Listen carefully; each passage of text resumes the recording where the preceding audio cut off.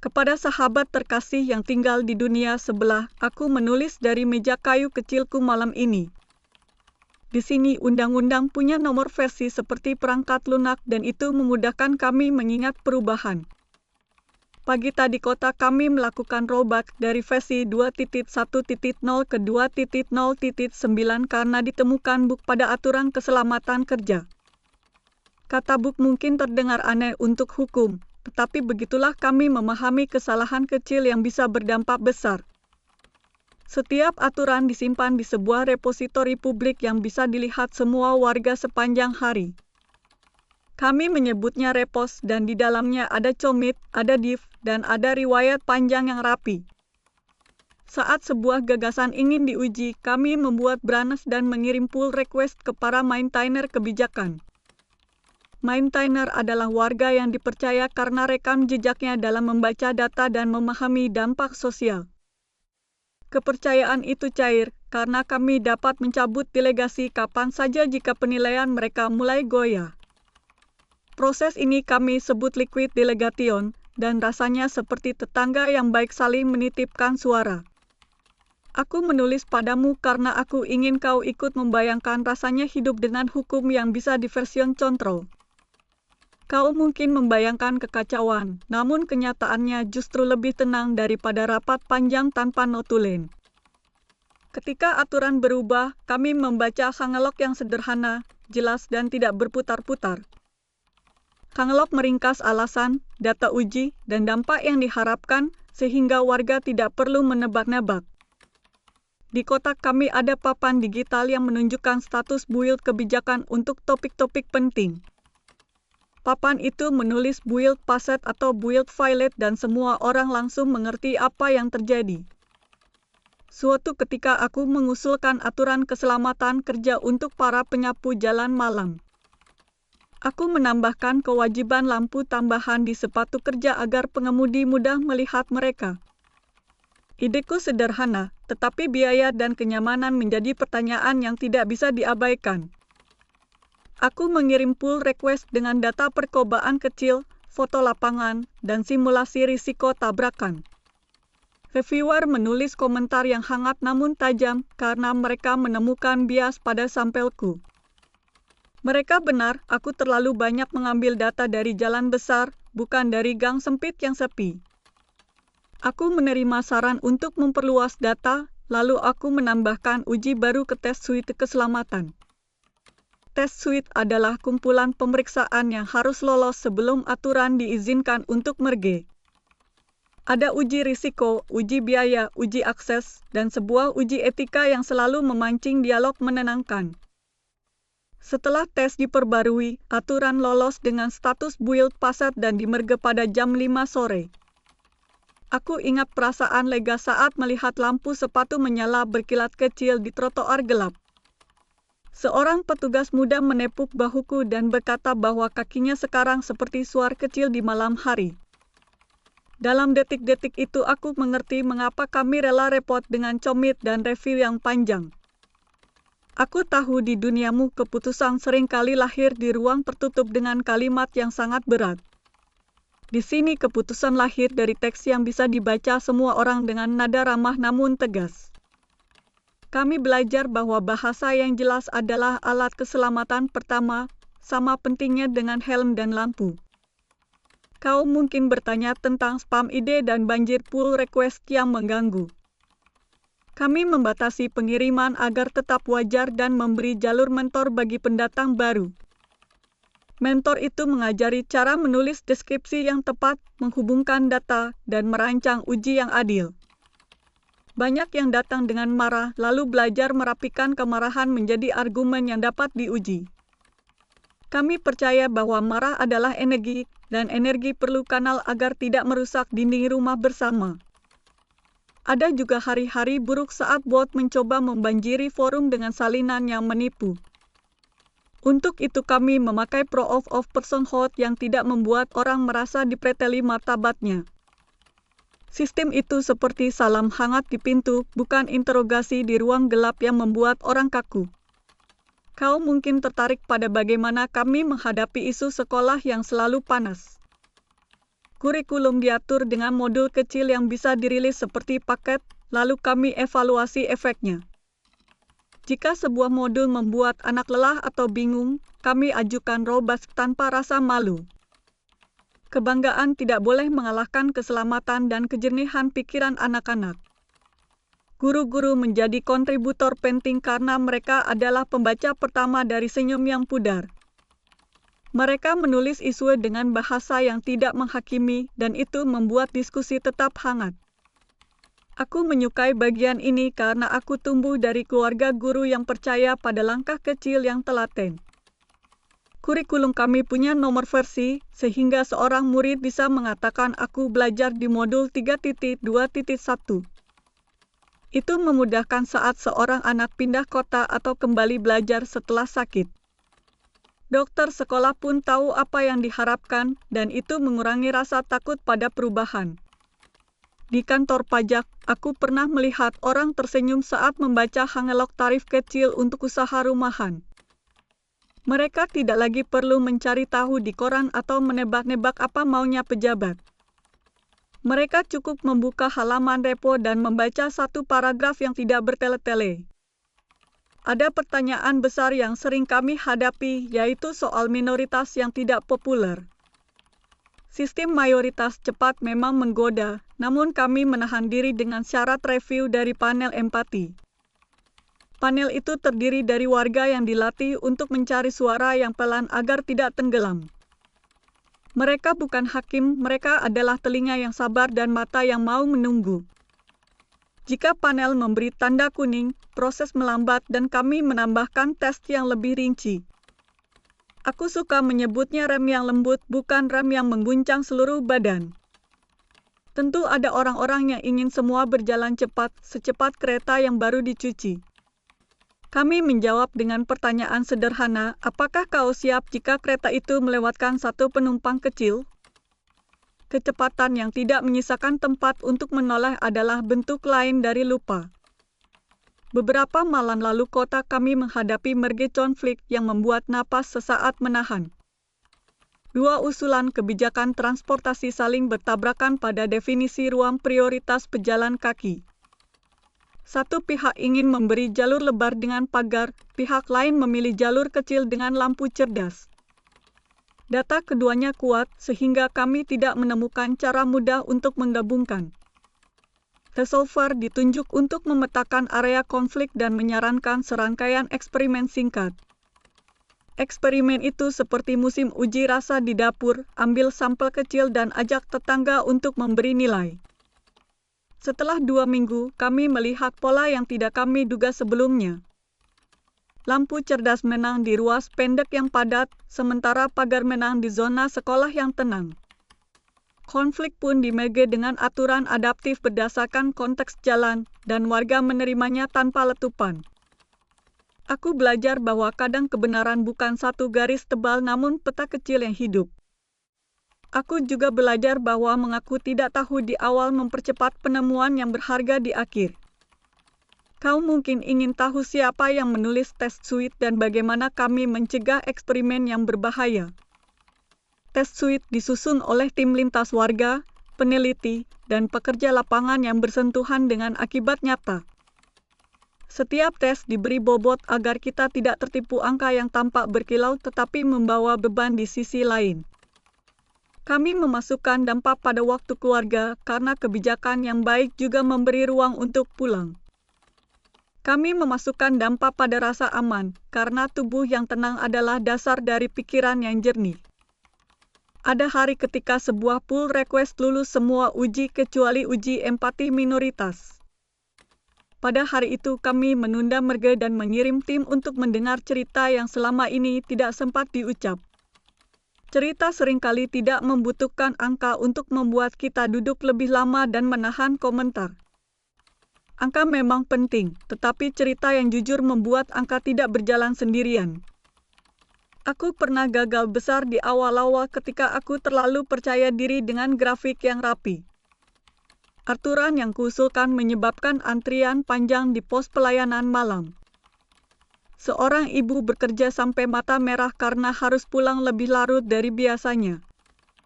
Aku membaca komentarnya keesokan hari, dan rasanya seperti memegang cermin yang terlalu jujur. Aku menyerahkan postmortem dengan kalimat yang tidak menyalahkan siapapun, lalu menawarkan perbaikan. Postmortem itu mengajarkanku cara memungut pecahan tanpa melukai telapak tangan. Setelah itu aku lebih pelan menulis, lebih rajin menguji, dan lebih sering berdiri di tempat orang menunggu. Aku tidak ingin lagi kebijakanku membuat anak-anak tertidur di bangku panjang terminal bus. Di sini kami punya pekerjaan baru bernama fuzzer regulasi yang bertugas mencari celah sebelum orang lain menemukannya. Mereka memasukkan skenario aneh yang membuat kami tersenyum, lalu membuat kami berpikir dua kali. Skenario itu bisa sesederhana hujan yang tidak mau berhenti selama sepekan.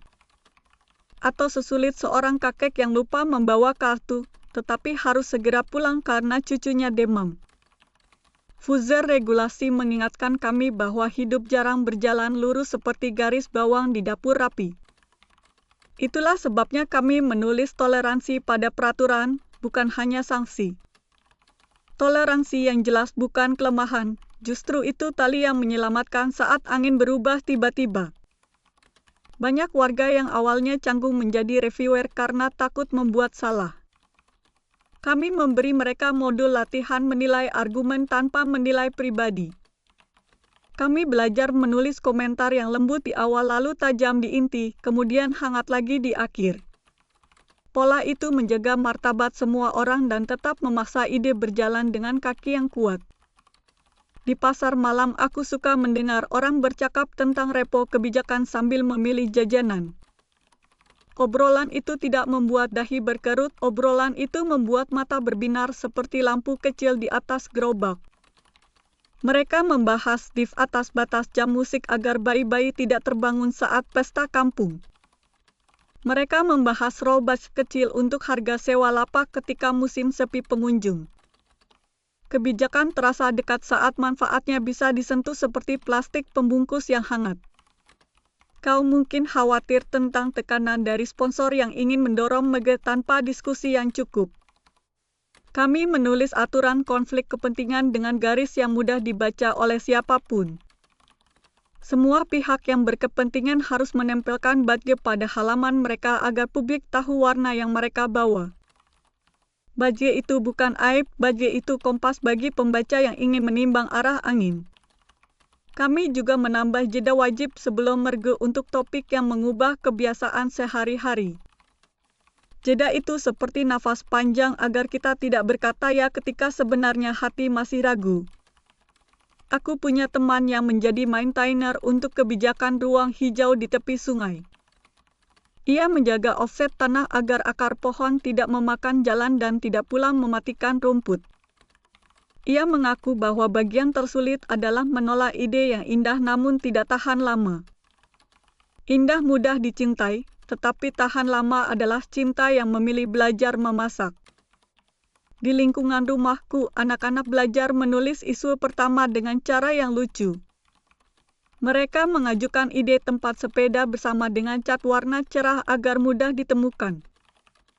Mereka menambahkan foto jalan kecil di ujung gang, dan itu membuat semua orang tersenyum.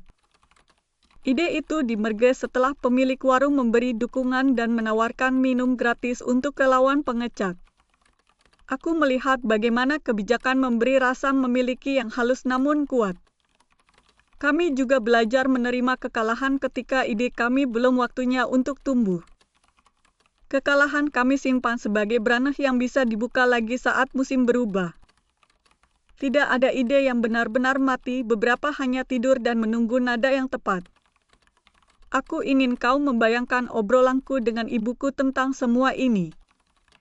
Ia berkata bahwa dulu hukum terasa jauh, seperti rumah besar yang jendelanya tertutup. Sekarang hukum terasa seperti halaman belakang dengan pintu yang selalu tidak dikunci. Orang bisa masuk membawa ide dan orang bisa keluar membawa tugas kecil yang membahagiakan. Tentu saja kami tidak hidup tanpa kesalahan karena manusia tetap manusia. Tetapi kesalahan kami punya jejak yang dapat dibaca dan diperbaiki tanpa mengusir siapapun dari meja. Setiap kali terjadi robat besar, kami mengadakan malam refleksi dengan lilin kecil di aula kota. Kami membaca bagian-bagian yang menimbulkan kebingungan, lalu menulis ulang dengan satu kalimat yang lebih sederhana. Malam itu kami tidak berdebat, kami mendengar dan mencatat, dan ada teh hangat di sudut ruangan. Aku sering berpikir tentang duniamu saat lampu aula mulai padam dan orang pulang perlahan. Aku membayangkan rapat panjang yang berakhir tanpa ringkasan dan membuat orang lupa mengapa mereka datang. Aku membayangkan penjelasan yang baik tetapi datang terlambat, seperti payung setelah hujan berhenti.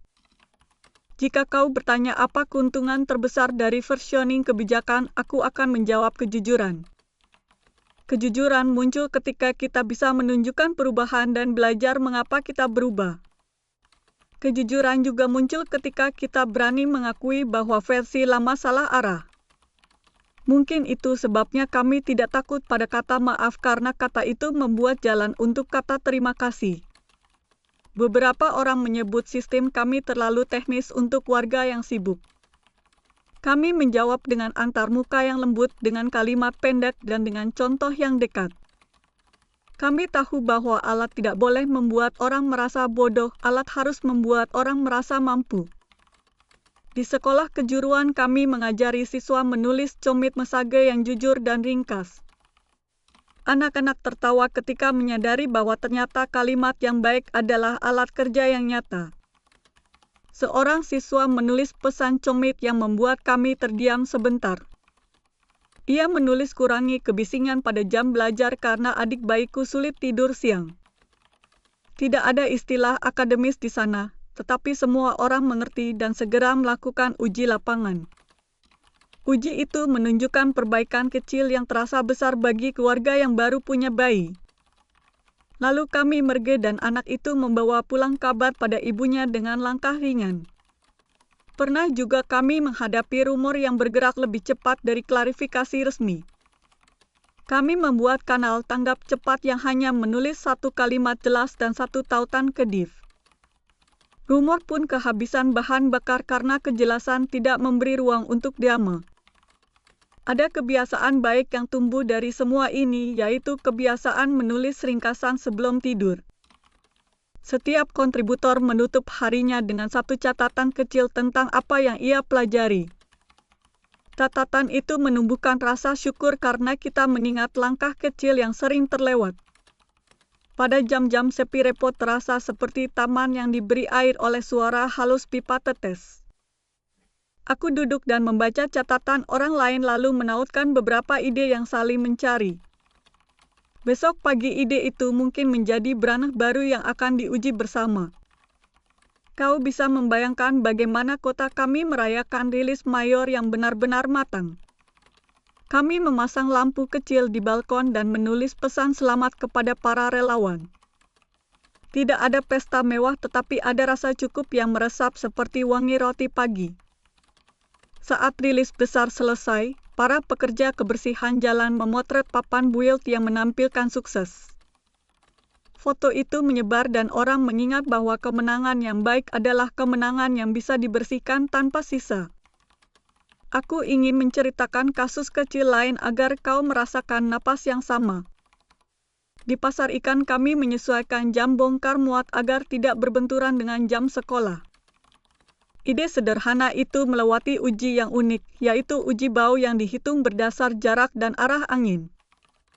Kami tertawa ketika membaca namanya, tetapi uji itu membantu orang tua berjalan tanpa mual. Perubahan kecil pada jam kerja membuat guru tidak lagi menutup jendela kelas terlalu awal. Anak-anak pun belajar matematika tanpa harus menahan napas terlalu lama.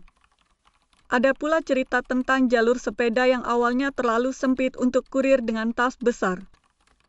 Kurir menulis isu dan mengirim rekaman rute yang membuat kami melihat kesalahan yang tersembunyi. Kami menambah lebar beberapa meter di titik-titik rawan dan memasang marka yang lebih bersahabat. Setelah itu pengiriman makanan hangat tepat waktu dan orang mengucapkan terima kasih pada udara sore. Kau mungkin bertanya apakah semua ini membuat kami terlalu bergantung pada layar. Kami menyimbangkan dengan pertemuan di lapangan karena beberapa argumen hanya muncul ketika kaki berjalan. Kami menaruh kursi di sisi jalan dan mendengar suara yang tertiup dari arah yang tidak kami duga. Hukum yang baik harus mendengar gesekan langkah, bukan hanya baris yang menari di monitor. Di musim hujan kami menulis protokol darurat yang bisa digerakkan seperti payung lipat. Protokol itu diuji dengan simulasi kecil yang tidak menakuti anak-anak. Kami menyetel pesan singkat yang mengalir dengan tenang ke ponsel warga. Pesan itu memberitahu perubahan rute dan lokasi pos hangat tanpa membuat orang panik. Setelah badai lewat, kami melakukan refleksi ringan dengan senyum yang lelah namun lega. Kami menandai bagian yang perlu diringankan dan bagian yang perlu ditambah bahan bakar. Di hari cerah kami kembali ke pekerjaan kecil yang sering lebih sulit dari proyek besar. Pekerjaan kecil harus dirawat agar tidak menumpuk dan berubah menjadi gunung yang membuat orang menunda. Itulah sebabnya kami membagi kebijakan menjadi potongan yang bisa selesai dalam 1 pekan. Selesai kecil memberi rasa mampu, dan rasa mampu membuat kota bergerak tanpa dorongan yang kasar. Beberapa teman sering bertanya apakah sistem seperti ini bisa dipakai di tempat lain. Aku menjawab bahwa alat mungkin sama, tetapi nada dan kebiasaan harus disetel oleh orang yang tinggal di sana. Kebijakan tidak bisa dipindahkan seperti meja, kebijakan harus tumbuh seperti kebun yang mengenal tanahnya. Jika suatu hari kau mencoba, mulailah dari satu ruang kecil yang kau cintai. Tulis satu masalah yang kamu temui saat berjalan pulang dan uji satu perubahan yang jujur. Pastikan orang-orang yang paling lelah ikut merasakan lega sebelum kau menyebut proyekmu berhasil. Jangan takut mengubah kalimat yang terlalu tinggi jika kalimat pendek sudah cukup. Jangan malu menulis maaf jika sebuah ide membuat satu malam jadi lebih gelap dari yang seharusnya.